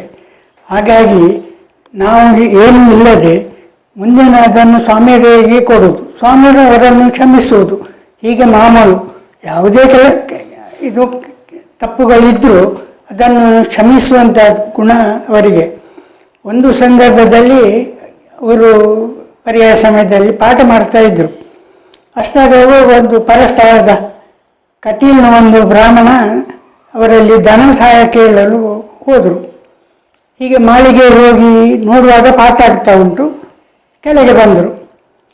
ಪಾಠ ಮುಗಿದ ಮೇಲೆ ಸ್ವಾಮೀಜಿಯವರು ಕೇಳಿದರು, ಆ ವ್ಯಕ್ತಿ ಒಬ್ಬರು ಬಂದಿದ್ದರು, ಯಾರವರು? ಅವರಿಗೆ ಧನ ಸಹಾಯ ಕೇಳಲಿಕ್ಕೆ ಬಂದವರು, ಅವರನ್ನು ಇಲ್ಲಿ ಊಟ ಮಾತ್ರ ಕೊಡುವುದು, ಹಣ ಕೊಡುವುದಿಲ್ಲ ಅಂತ ಹೇಳಿ ಕಳಿಸಿದೆ ಅಂಥೇಳಿ ಅಲ್ಲಿಯ ಅವರ ಸೆಕ್ರೆಟರಿ ಹೇಳಿದರು. ಅಷ್ಟಾಗುವಾಗ ಅವರಿಗೆ ಸಿಟ್ಟು ಬಂತು. ಅದು ಹಾಗೆ ಹೇಳಲಿಕ್ಕೆ ಯಾಕೆ ನಿಮಗೆ ಅಧಿಕಾರ ಕೊಟ್ಟದ್ದು? ಹಣ ಕೊಡುವುದೇ ಇಲ್ಲ, ನನ್ನ ಭೇಟಿ ಮಾಡಿಸ್ಬೇಕಿತ್ತಲ್ವ ಅಂತ ಹಠ ಹಿಡಿದು ಅವನನ್ನು ಹುಡುಕಿಕೊಂಡು ಬರಬೇಕು ಅಂತ. ಆ ವ್ಯಕ್ತಿ ಯಾರಂತ ಗೊತ್ತಿಲ್ಲ, ಎಲ್ಲಿದ್ದಾನೆ ಅಂತ ಗೊತ್ತಿಲ್ಲ, ಎಲ್ಲಿ ಹುಡುಕೋದು? ಅವ ಬರೋದೇ ನಾನು ರಾತ್ರಿ ಪಲಾರ ಮಾಡೋದಿಲ್ಲ ಅಂತ ಕೂತರು. ಮಧ್ಯ ರಾತ್ರಿ ಎಲ್ಲ ಪೂಜೆ ಮುಗಿದು ಪಲಾರಕ್ಕೆ ಹೋಗಲಿಲ್ಲ. ಈ ವ್ಯಕ್ತಿಯನ್ನು ಬರೋದು. ಇವರು ನಾನು ಹೇಳಿದೆ ಅವ್ರ ಹತ್ರ, ಅದೇನು ತೊಂದರೆ ಇಲ್ಲಪ್ಪ, ಅವರು ಎಲ್ಲಿ ಹುಡುಕೋದು ಅವನನ್ನು, ನೀವು ಮನೆಗೆ ಹೋಗಿ ಹೇಳಿದೆ. ಅಷ್ಟಾಗುವಾಗ ಜನರ ಮುಗಿಲು ನನಗೂ ಗಾಬರಿ ಆಯಿತು. ಕಡೆಗೆ ಹೋಗಿ ಅವರನ್ನು ಕರ್ಕೊಂಡು ಬಂದು ಬರುವಾಗ ಇವರು ಪಲಾರ ಮಾಡದೆ ಮೈಲಿಗೆ ಮುಟ್ಟಿ ಹಾಗೆ ಆಗಿದೆ. ಎಂತ ಹೇಳಿದರೂ ಅವರು ಸಮಾಧಾನ ಮಾಡಲು ಆಗುವುದಿಲ್ಲ. ನಾನು ಹೇಳಿದ ಮೇಲೆ ಅವ್ರನ್ನ ಕರೆದ ನೀವು ಮನೆಗೆ ಹೋದದ್ದು ಯಾಕೆ ಅಂತ. ಅಲ್ಲಿಗೆ ಮುಗೀತು. ಮರು ದಿವಸ ಬೆಳಗ್ಗೆ ನಾವು 9 ಗಂಟೆಗೆ ಬರುವಾಗ ಆ ಜನ ಸಿಕ್ಕಿತು. ಅವರಿಗೆ ಸಹಾಯ ಮಾಡಿ ಆಯಿತು, ಅವರು ಹೋದರು. ಬೆಳಿಗ್ಗೆ ಸರೋವರಕ್ಕೆ ಸ್ನಾನಕ್ಕೆ ಹೋಗುವಾಗ ಆ ಜನ ಸ್ನಾನ ಮಾಡ್ತಾ ಇತ್ತಂತೆ. ಇವರು ವಿಚಾರಿಸಿದರು, ನಾನು ಹೀಗೆ ಕಟೀಲಿನಿಂದ ನೀವು ಬಂದಿದ್ರೆ? ಹೌದು. ಕಡೆಗೆ ಅಲ್ಲಿಗೆ ಅವರಿಗೆ ಎಷ್ಟು ಮೊತ್ತ ಧನ ಸಹಾಯ ಮಾಡಿ ವಿದ್ಯಾರ್ಥಿಗೆ ಕಲೀಲಿಕ್ಕೆ ಹೀಗೆ ನಮ್ಮನ್ನು ಬಂದು ಹೀಗೆ ವ್ಯವಸ್ಥೆ ಆಯಿತು, ನೀವೇನು ಹೆದರುವಾಗ ಅಂತ ಹೇಳಿ ನಮಗೆ ಸಮಾಧಾನ ಹೇಳ್ತಿದ್ರು. ಎಷ್ಟೋ ಕಡೆಗಳಲ್ಲಿ ಇಂಥದ್ದು ಇದು. ಒಂದು ಗಲಾಟೆಯಲ್ಲಿ ಯಾರಿಗೋ ಒಬ್ಬ ಹುಡುಗ ಹೇಳಿದ್ದು, ಅವನನ್ನು ಹಿಡಿಯಲಿಕ್ಕೆ ಇವರು ಹೋಗಿ ಇವರು ಹಲ್ಲು ಬರೆದ್ರು, ಅವನ ಕಡೆಯಿಂದ ಸಮಾಧಾನ. ಅವನಿಗೆ ಅರೆಸ್ಟ್ ಆಗಲಿಕ್ಕೆ ಬಂದದ್ದನ್ನು ಇವರೇ ತಪ್ಪಿಸಿದ್ದು. ಹೀಗೆ ಅನೇಕ ಇದರಲ್ಲಿ ವಿದ್ಯಾರ್ಥಿಗಳು ತಪ್ಪಿನ ಪ್ರಶ್ನೆ ಇಲ್ಲ. ವಿದ್ಯಾರ್ಥಿಗಳು ಇವರು ಕ್ಷಮೆ ಹೇಳಿದರೆ ಅದಕ್ಕಿಂತ ಮೇಲೆ ಇದಿಲ್ಲ ಅಂತ ಒಂದು ವಿಚಿತ್ರ ಸ್ವಭಾವದ ಶ್ರೀಗಳವರು. ನಮ್ಮ ಮನೆ ಹತ್ತಿರದಲ್ಲಿ ಒಂದು ಸಣ್ಣ ಪಳ್ಳದ ಹಾಗೆ ನೀರಿನ ಕೆರೆ ಇತ್ತು. ಅದರಲ್ಲಿ ಯಾವ ಪಾತ್ರೆ ತೊಳೆಯುವುದು ಇತ್ಯಾದಿಗಳು ಎಲ್ಲ ಮಾಡ್ತಾಯಿದ್ರು. ನನ್ನ ಸ್ವಾಮಿಯವರು ಮತ್ತು ನನ್ನ ದೊಡ್ಡ ಅಕ್ಕ ಅಲ್ಲಿ ಹೋಗಿ ಪಾತ್ರೆ ತೊಳೆದು ಎಲ್ಲ ಬರುವ ನಿತ್ಯ ಹೋಗುವ ಸ್ಥಳ. ಹೋಗಿ ಬರುವಾಗ ಅಲ್ಲಿ ನಿಂತುಕೊಂಡಿರುವಾಗ ಇವರ ಬೆನ್ನಿಗೆ ಬೆನ್ನು ಪೆಟ್ಟುಕೊಟ್ರಂತೆ. ಎಷ್ಟು ಚಂದದ ಬೆನ್ನು ಅಂತ ಹೇಳಿ ಆ ಪೆಟ್ಟಿಗೆ ಬಿದ್ದರು ಅಂತ ತೆಗಿಲಿಕ್ಕೆ ಇವರಿಗಾಗಲಿಕ್ಕೆ ಆಗಲಿಲ್ಲ. ಆಗ ಅಲ್ಲಿಯೇ ಇದ್ದ ಓಡಿಯ ತಂದೆಯನ್ನು ಕರೆದು ಎಲೆ ಹಾಕಿದರು. ಆಗ ಅವರಿಗೆ ಪ್ರಶ್ನೆ ಮೂಡಿತ್ತು, ಅವ ಯಾಕೆ ನನ್ನನ್ನು ತೆಗಿಲಿಲ್ಲ ಎಂಬ. ಇದರಲ್ಲೇ ಮುಂದೆ ಬೆಳೆದು ಅದು ಕಡೆ ತನಕವೂ ಹೇಳ್ತಾ ಇದ್ರು. ಓಡಿ ಬಂದಾಗ ನನ್ನ ತನ್ನಮ್ಮನನ್ನು ಕೆರೆಯಿಂದ ಎತ್ತಿದವರಿಂದ ಅವರಿಗೆ ವಿಶೇಷ ಸನ್ಮಾನವು ಇಲ್ಲ ಎರಡರಿಗೆ ಬಂದಷ್ಟು ಸಲ ಮಾಡ್ತಾ ಇದ್ರು. ಓಡಿ ಹೇಳಿದರೆ ಅವನ ತಂದೆ ಇದ್ದದ್ದು ಮಗನ ಹೆಸರು ಓಡಿ. ಅವನ ಮಗನಿಗೆ ವಿದ್ಯಾಪೀಠದಲ್ಲಿ ಗೌರ್ಮೆಂಟ್ ಇದು ಬರುವ ಉದ್ಯೋಗ ಸಮೇತ ಕೊಟ್ಟಿದ್ದಾರೆ. ಈಗ ಸಹ ಅಲ್ಲಿಯೇ ಇದ್ದಾನೆ. ಸ್ವಾಮಿಯವರು ಅಯೋಧ್ಯೆಗೆ ಪ್ರಯಾಣ ಮಾಡುವಾಗ ದೇವರು ಹಿಡ್ಕೊಂಡು, ಪಟ್ಟದ ದೇವರಿಗೆ ನಿತ್ಯವೂ ಪೂಜೆ ಆಗಬೇಕಾದದ್ದರಿಂದ ದೇವರು ಹಿಡ್ಕೊಂಡು ಹೋದರು. ಹೋಗುವಾಗ ಮಧ್ಯದಲ್ಲಿ ಚೆಕ್ಕಿಂಗಿನಲ್ಲಿ ಇವರ ದೇವರ ಪೆಟ್ಟಿಗೆಯನ್ನು ಓಪನ್ ಮಾಡಿ ನೋಡಬೇಕು ಅಂತ ಎಲ್ಲರದ್ದು ಗಲಾಟೆ. ಅದೇನಾಗಿತ್ತು ಹೇಳಿದರೆ, ಅಲ್ಲಿ ರಾಮ ಬಲ್ಲೆ ಹಿಡ್ಕೊಂಡು ನಿಂತ ರಾಮದೇವರು, ಪಟ್ಟದೇವರು, ಅದು ಅವರಿಗೆ ಪಿಸ್ತೂಲ್ನಾಗೆ ಕಂಡಿತ್ತು. ಹಾಗಾಗಿ ಓಪನ್ ಮಾಡಬೇಕು ಅಂತ. ಓಪನ್ ಮಾಡಬೇಕಾದ್ರೆ ಸ್ನಾನ ಮಾಡಬೇಕು. ಸ್ನಾನ ಮಾಡಿ ಅದು ಎಲ್ಲ ಗದರ್ ಮಾಡಿ ನೀವು ಎಲ್ಲಿ ವ್ಯವಸ್ಥೆ ಮಾಡ್ತೇವೆ, ನಮಗೆ ದೇವರನ್ನು ತೋರಿಸ್ಬೇಕು ಅಂತ. ಕಡೆಗೆ ಅಲ್ಲಿ ರೂಮ್ನಲ್ಲಿ ಸ್ನಾನ ಮಾಡಿ ಪಟ್ಟದೇವರ ಬೆಟ್ಟಿಗೆ ತೆಗೆದು ಅವರಿಗೆ ದೇವರನ್ನು ತೋರಿಸಿ, ನಿಮಗೆಲ್ಲ ಒಳ್ಳೆಯದಾಗಲಿ, ಇಲ್ಲಿಯಾದ ಎಲ್ಲ ಸ್ಟಾಫಿನವರಿಗೆ ಬಹಳ ಸಂತೋಷ, ನಮ್ಮೆಲ್ಲ ಅಯೋಧ್ಯೆಯಲ್ಲಿ ಹೋಗದೆ ಇಲ್ಲಿಯ ರಾಮ ದರ್ಶನ ಆಯಿತು ಅಂತ ಸಂತೋಷಪಟ್ಟರು. ದೇವರು ನಿಮಗೆಲ್ಲ ಒಳ್ಳೆಯದು ಮಾಡಲಿ ಅಂತ ಇವರು ಆಶೀರ್ವಾದ ಮಾಡಿದರು. ಆಮೇಲೆ ಇಂಥ ಸಂದರ್ಭಗಳು ಬರ್ತದೆ ಅಂತೇಳಿ ದೇವರ ಪೆಟ್ಟಿಗೆಯನ್ನು ವಿಮಾನಗಳಲ್ಲಿ ತಕೊಂಡು ಹೋಗುವುದನ್ನು ಬಿಟ್ಟರು. ಮಂದಿರ ಪೂಜ್ಯರ ದೊಡ್ಡ ಕನಸು. 2019ರಲ್ಲಿ ವೃಂದಾವನಸ್ಥರಾದಾಗ ರಾಮ ಮಂದಿರ ಆಗಿರಲಿಲ್ಲ. ಆ ಕ್ಷಣದಲ್ಲಿ ಗುರುಗಳ ಅನಿಸಿಕೆಗಳು ಯಾವ ರೀತಿ ಇತ್ತು? ರಾಮ ಮಂದಿರದ ತೀರ್ಪು ಬಂದ ಕೂಡಲೇ ಅವರ ಕರ್ತವ್ಯ ಮುಗಿದಿದೆ ಅಂತ ಅವರು ತೀರ್ಮಾನ ಮಾಡಿದ ಹಾಗೆ ಕಾಣ್ತಿತ್ತು.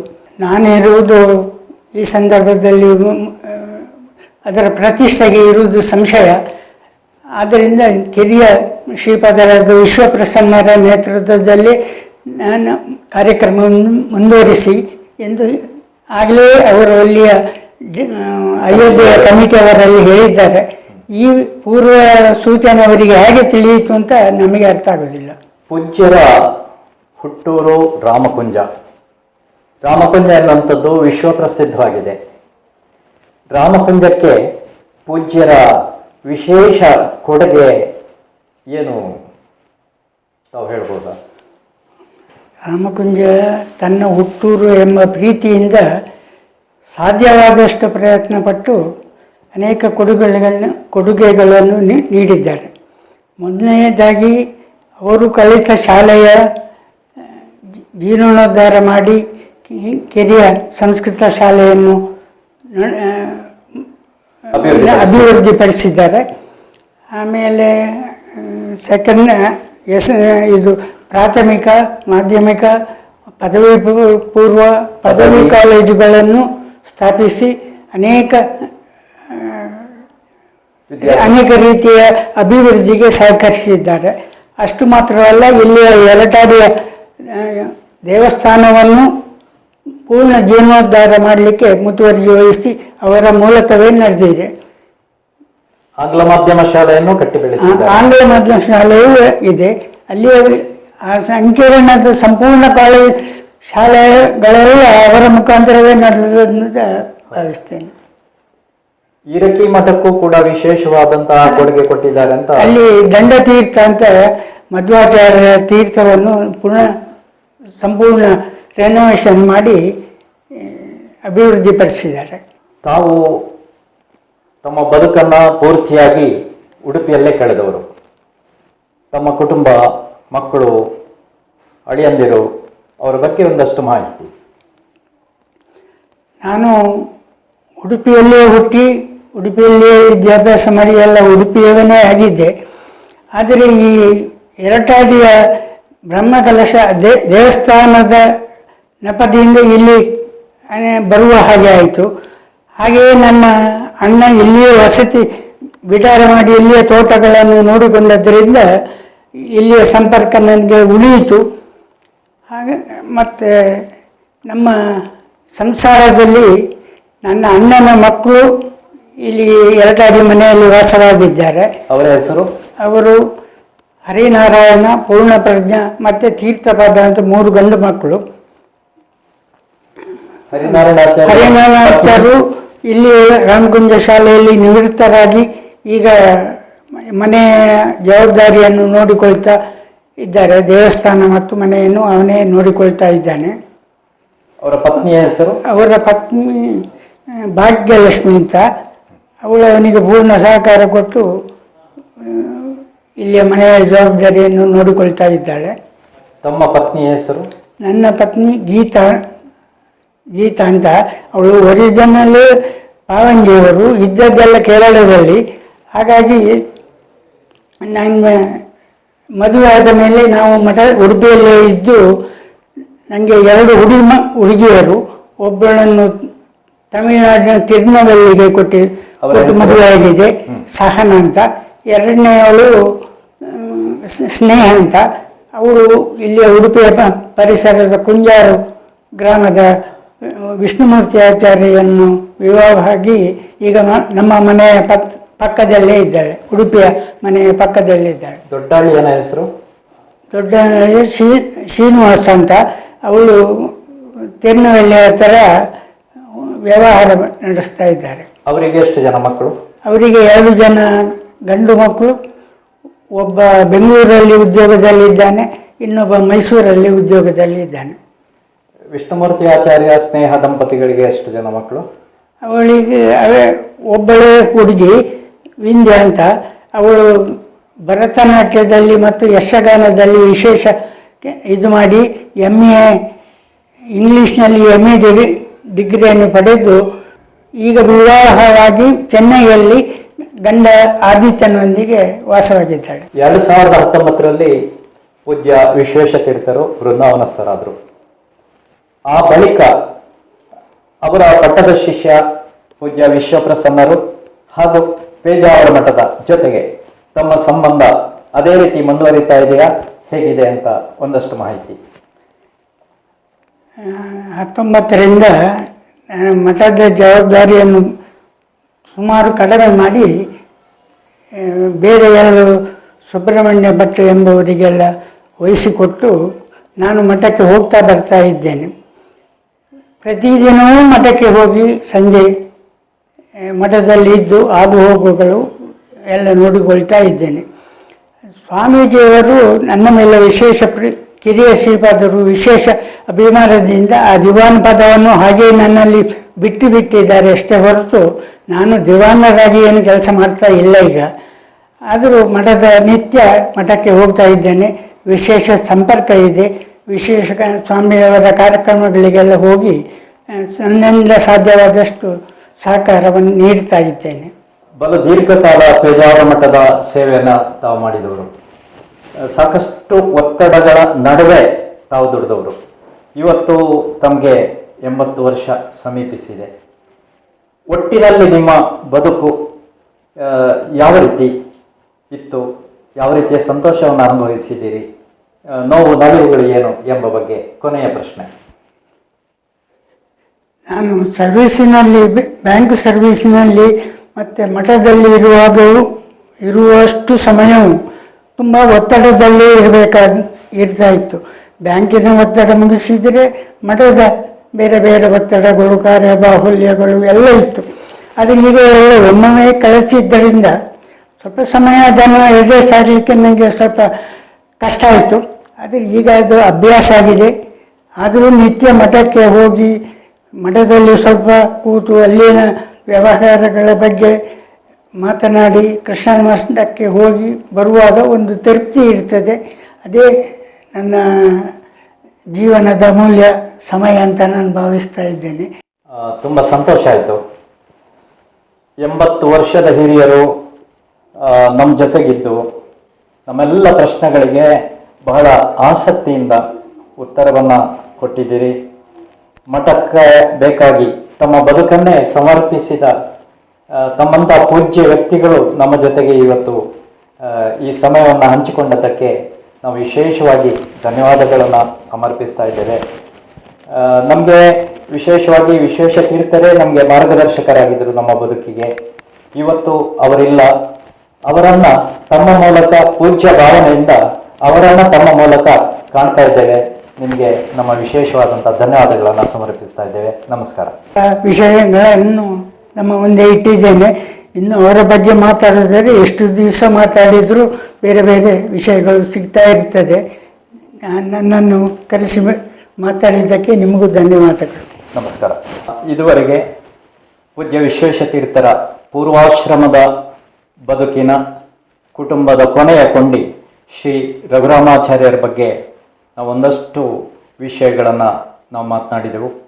ಇದೀಗ ಅವರ ಪೂರ್ವಾಶ್ರಮದ ಸಹೋದರ ಮಧುಸೂದನಾಚಾರ್ಯರ ಪುತ್ರ ಹರಿನಾರಾಯಣಾಚಾರ್ಯರು ಈ ವಿಷ್ಣುಮೂರ್ತಿ ದೇವಸ್ಥಾನದ ವ್ಯವಸ್ಥಾಪಕ ಮುಕ್ತೇಶ್ವರರು ನಮ್ಮ ಜೊತೆಗಿದ್ದಾರೆ.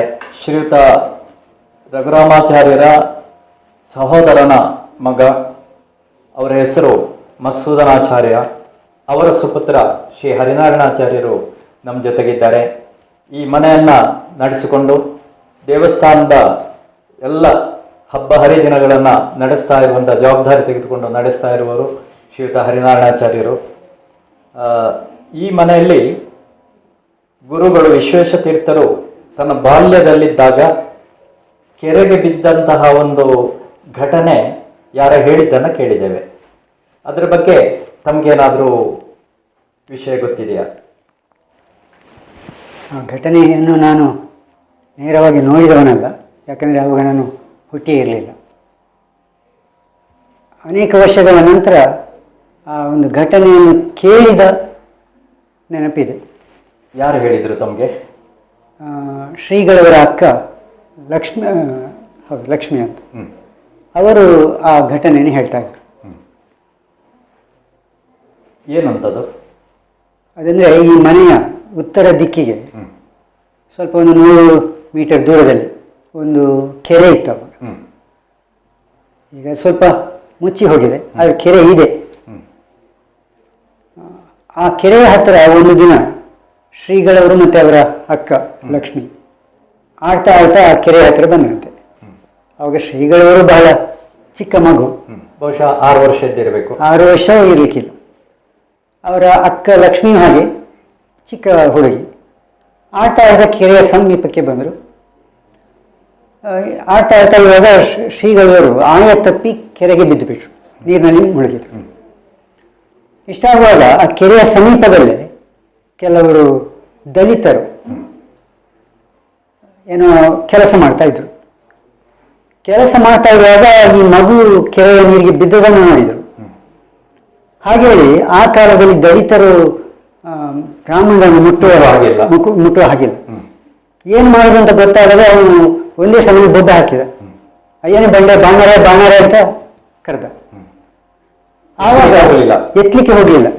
ಹಾಗೆ ಈ ಸಮೀಪಕ್ಕೆ ಹೋಗಿದ್ದಾರೆ, ಮುಟ್ಲಿಕ್ಕೆ ಧೈರ್ಯ ಇಲ್ಲ.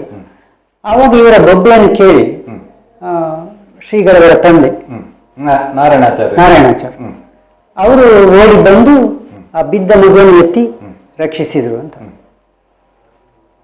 ಅಂದರೆ ಅವರು ಆ ಮಗು ಉಳಿಲಿಕ್ಕೆ ಕಾರಣ ಆ ದಲಿತ.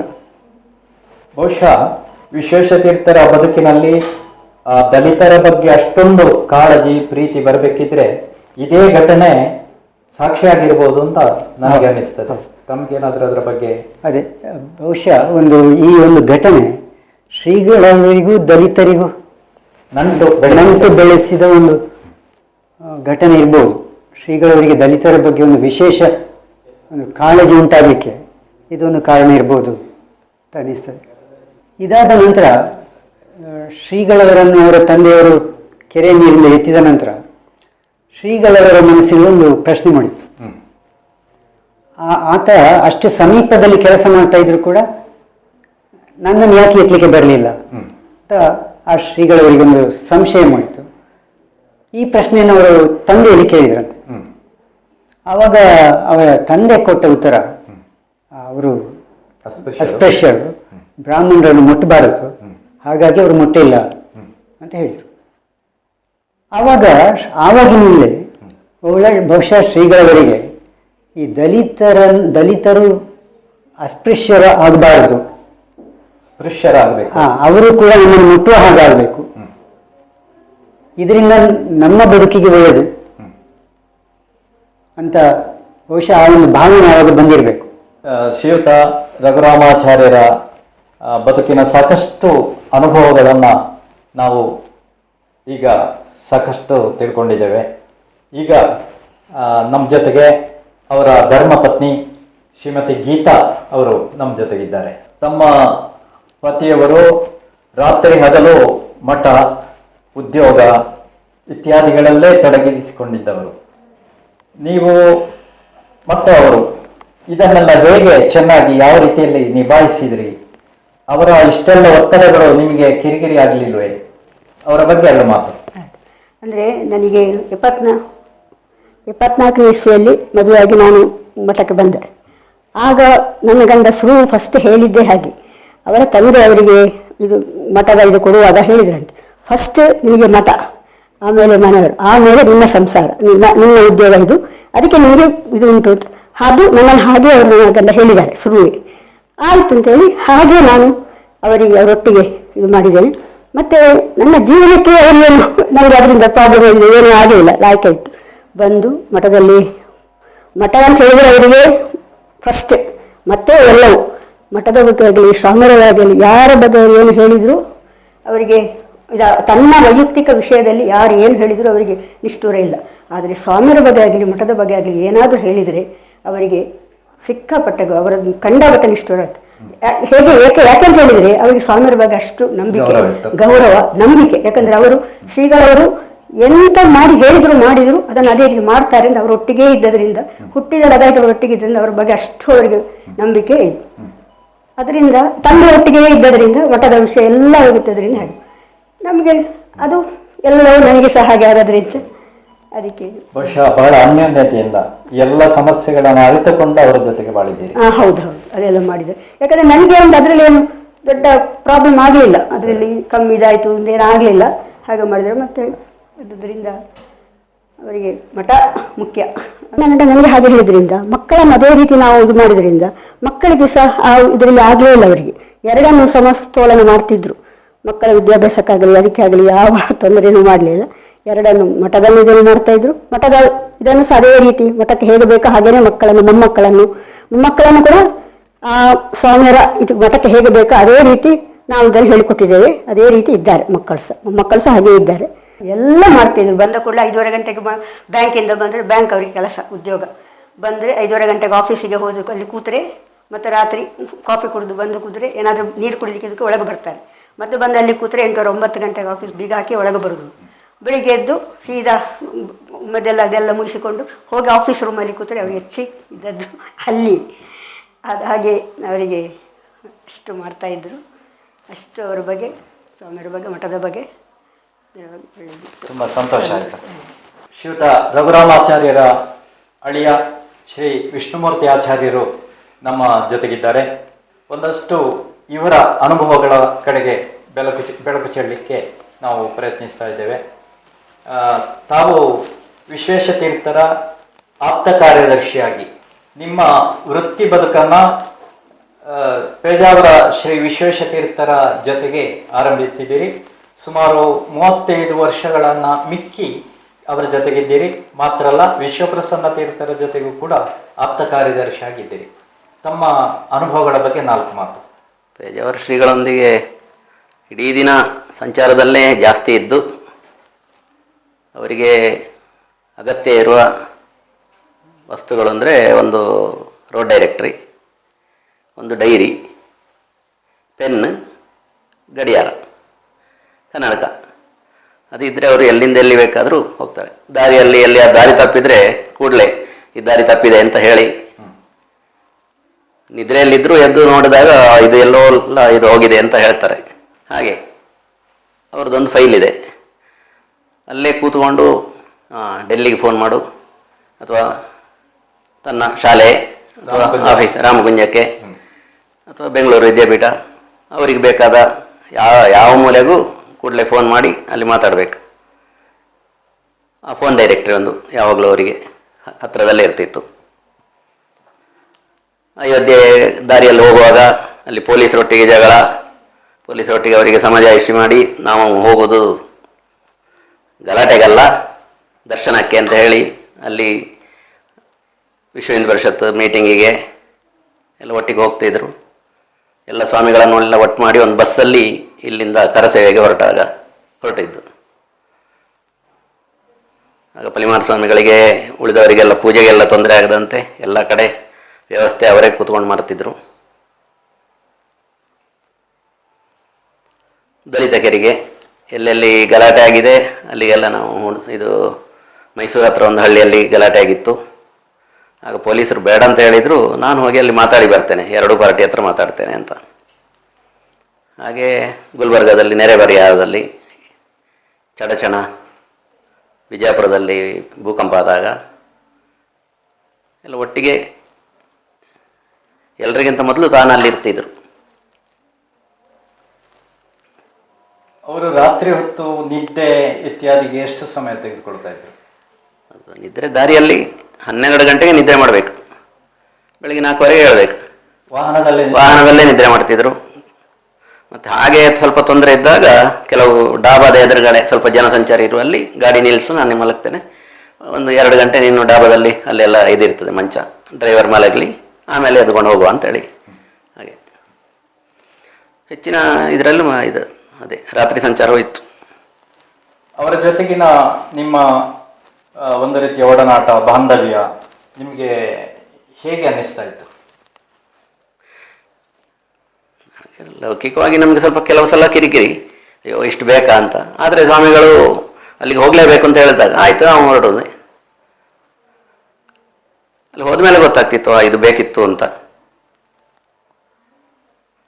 ಯಾರ್ಯಾರ್ದೋ ಇದಕ್ಕೆಲ್ಲ ಕಷ್ಟಪಟ್ಟು ಹೋಗ್ತಿದ್ರು ಕಾರ್ಯಕ್ರಮಗಳಿಗೆ. ಪ್ರಯೋಜನ ಇದೆಯಾ ಇಲ್ವಾ ಅದು ಅವರಿಗೆ, ಅವ್ರು ಕರೆದಿದ್ದಾರೆ, ನಾವು ಹೋಗಬೇಕು ಅಷ್ಟೇ.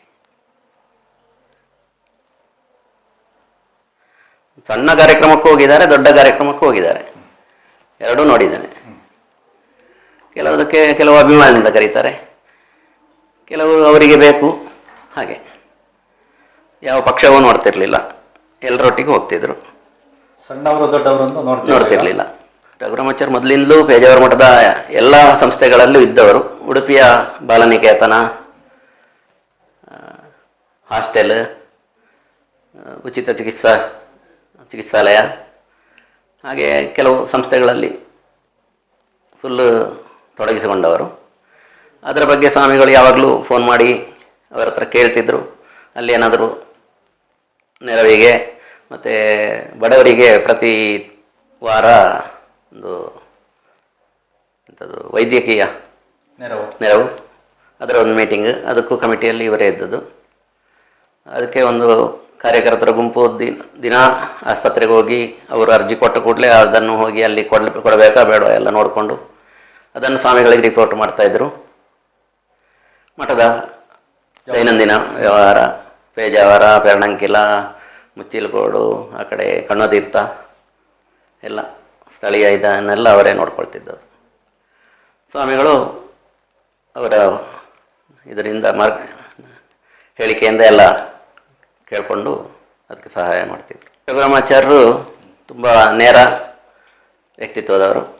ಎಲ್ಲ ಮಠದ ಅಥವಾ ದೇವಸ್ಥಾನದ ಸ್ಟಾಫು ಅವರಿಗೆ ಬೇಕಾದ ಹಾಗೆ ಅವರು ಕೇಳಿದ ಇದಕ್ಕೆ ತನ್ನ ಅಭಿಪ್ರಾಯವನ್ನು ನೇರವಾಗಿ ಹೇಳ್ತಿದ್ರು.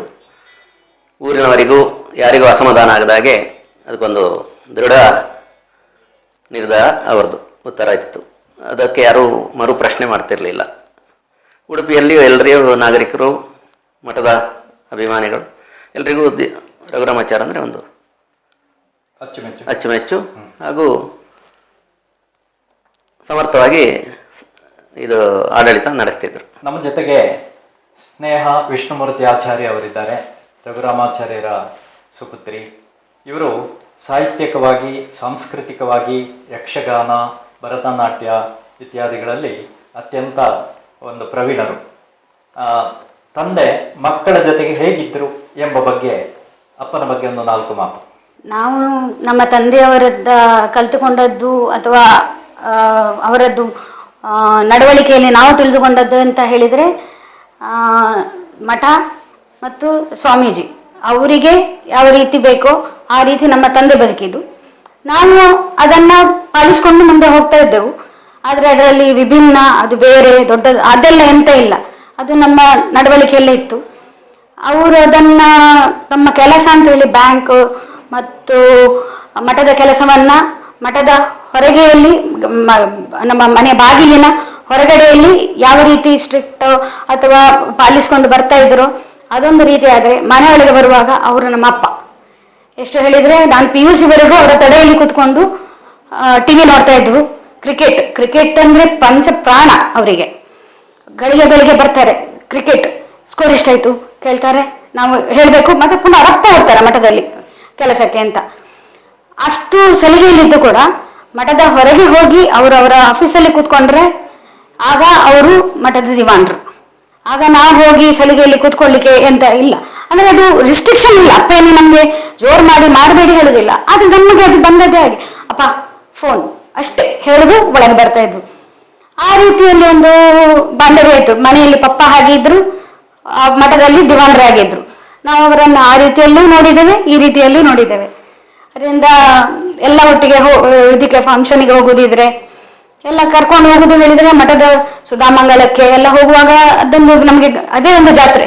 ಎಲ್ಲ ಟೂರ್ ಅದು ಇದು ಅಲ್ಲ, ನಮಗೆ ಸುಧಾಮಂಗಳಕ್ಕೆ ಹೋಗೋದು, ತಿರುಪತಿಗೆ ಹೋಗೋದು ಸುಧಾಮಂಗಳ, ಹಂಪೆಗೆ ಹೋಗೋದು ಸುಧಾಮಂಗಳ. ಅಂಥದ್ದೇ ಗೌಜಿಗಳನ್ನು ನೋಡಲಿಕ್ಕೆ ಅದು ಸಾಧಾರಣ ಈಗ ನಮ್ಮ ಜನ್ರೇಷನ್ನಲ್ಲಿ ಯಾರಿಗೆ ಸಿಕ್ಕಿದ ಭಾಗ್ಯ ಗೊತ್ತಿಲ್ಲ. ನಮಗೆ ಎಷ್ಟೋ ಸುಧಾಮಂಗಳಗಳು, ಎಷ್ಟೋ ಧಾರ್ಮಿಕ ಕಾರ್ಯಕ್ರಮಗಳನ್ನು ಸ್ವಂತವಾಗಿ ಅನುಭವಿಸುವ ಒಂದು ಯೋಗ ಪಪ್ಪನಿಂದಾಗಿ ಸಿಕ್ಕಿದೆ. ನನ್ನ ಪಪ್ಪ ನಿಜವಾಗ್ಲೂ ಸ್ವಾಭಾವಿಕವಾಗಿ ಮೃದು ಸ್ವಭಾವದವರು. ಆದರೆ ಅವರದ್ದು ನಡವಳಿಕೆ, ಅವರು ಇರುವ ಆ ಒಂದು ಸ್ಥಾನ ಅವರನ್ನ ಒಂದು ಸ್ಟ್ರಿಕ್ಟ್ ಅಂತ ತೋರಿಸ್ತಾರೆ, ಆದರೆ ಸ್ಟ್ರಿಕ್ಟೇ ಅಲ್ಲ ಅವರು. ಆ ರೀತಿಯಲ್ಲಿ ಅವರ ನಡವಳಿಕೆ, ಅವರ ಆ ಸ್ಥಾನದಲ್ಲಿ ಇದ್ದದ್ರಿಂದ ಅವರಿಗೆ ಆಟೋಮೆಟಿಕ್ ಗೌರವ ಸಿಗ್ತಾ ಇತ್ತು. ಆ ಗೌರವವನ್ನು ಅವರು ಉಳಿಸ್ಕೊಳ್ತಾ ಇದ್ರು. ಬಿಟ್ರೆ ಅದನ್ನು ಪಡ್ಕೊಳ್ಳಿಕ್ಕೆ ಯಾವ ಒಂದು ಎಕ್ಸ್ಟ್ರಾ ಶ್ರಮ ಮಾಡಲಿಲ್ಲ. ಅವರ ನಿತ್ಯದಲ್ಲಿ ಯಾವ ರೀತಿ ಇದ್ರೋ ಆ ರೀತಿಯಲ್ಲೇ ಬದುಕಿಕೊಂಡು ಸಾಗಿಸ್ಕೊಂಡು ಬಂದದ್ದು ಅವರ ಜೀವನವನ್ನು. ಈಗಲೂ ಹಾಗೆಯೇ. ವಿಶ್ವೇಶತೀರ್ಥರ ಪೂರ್ವಾಶ್ರಮದ ಬದುಕಿನ ಕೊನೆಯ ಕೊಂಡಿ ಶ್ರೀಯುತ ರಘುರಾಮಾಚಾರ್ಯರು. ಇವತ್ತು ಅವರ ಬಗ್ಗೆ ಸಾಕಷ್ಟು ಬೆಳಕು ಚೆಲ್ಲುವಂತಹ ಒಂದು ಮಾತುಗಳನ್ನು ನಾವಿಲ್ಲಿ ಪ್ರಸ್ತುತಪಡಿಸಿದ್ದೇವೆ. ಗುರುಗಳ ಜೊತೆಗೆ ಒಡನಾಟದಲ್ಲಿ ಇದ್ದುಕೊಂಡು ಗುರುಗಳ ಎಲ್ಲ ಕೆಲಸ ಕಾರ್ಯಗಳಲ್ಲಿ ತನ್ನನ್ನು ಬದುಕನ್ನು ಸವಿಸಿದವರು ರಘುರಾಮಾಚಾರ್ಯರು. ಅವರು ಪೂರ್ವಾಶ್ರಮದ ಬದುಕಿನ ಕೊನೆಯ ಕೊಂಡಿಯಾಗಿ ನಮ್ಮ ಜೊತೆಗಿದ್ದಾರೆ. ಬಹುಶಃ ವಿಶ್ವೇಶತೀರ್ಥರ ಎಲ್ಲ ನೆನಪುಗಳನ್ನು ನಾವು ರಘುರಾಮಾಚಾರ್ಯರ ಮೂಲಕ ಈಗ ಕಾಣ್ತಾ ಇದ್ದೇವೆ. ಇವರು ಕೊನೆಯ ಕೊಂಡಿ. ಇನ್ನು ಅವರ ಕುಟುಂಬದವರಿದ್ದಾರೆ ಹೊರತು ಅವರ ತಂದೆ ತಾಯಿಯ ಮಕ್ಕಳಲ್ಲಿ ಉಳಿದವರು ಶ್ರೀಯುತ ರಘುರಾಮಾಚಾರ್ಯರು ಮಾತ್ರ. ಡಿಸೆಂಬರ್ ತಿಂಗಳಲ್ಲಿ ಪೇಜಾವರ ಶ್ರೀ ವಿಶ್ವೇಶತೀರ್ಥರ ಆರಾಧನಾ ಮಹೋತ್ಸವ ನಡೆಯಲಿದೆ. ಆ ಸಂದರ್ಭದಲ್ಲಿ ಇವರ ಒಂದು